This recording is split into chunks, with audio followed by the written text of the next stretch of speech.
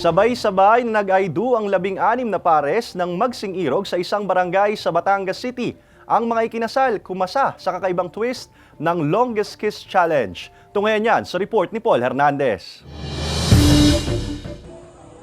Palitan ng matatamis na I-do ang nasaksihan ng mga residente sa Barangay Bilogo sa Batangas City. 16 na pares ang sabayan nag-isang dibdib sa kanilang kasalang barangay sa tulong ng Barangay Council. Wala raw unos ang nakapigil sa kanilang pag-iisang dibdib. Ang kasal kasi ginawa sa kasagsagan ng Bagyong Aghon. Present sa okasyon ng mga opisyal ng City LGU at Civil Registrar. Nandun yung lahat ng mga dokumento, marriage certificate, marriage license. Before mag-start yung ceremony ng kasal, pinapirmahan na sa mga ninong at ninang at saka sa mga ikakasal yung kanilang mga marriage certificate. Kabilang sa nabigyan ng pagkakataong maisalegal ang pagsasama, ang mag-asawa na ngayong Hil at Pipay na nasa 22-year relationship. Dahil sa problemang pinansyal kaya nauudlot ang plano nilang kasal.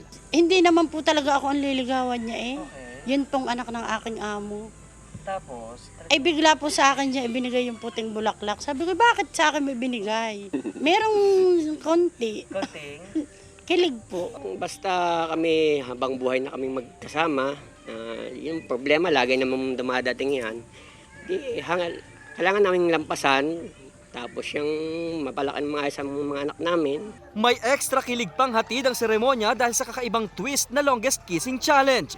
May ilang bumitaw agad, pero 2 pares ang nanaig at itinanghal na panalo. Sinagot na rin daw ng barangay ang reception sa kasal. Ito ang kauna-unahang wedding event sa barangay. Kasama si Kel Ravaca, Paul Hernandez. Balitang Southern Tagalog.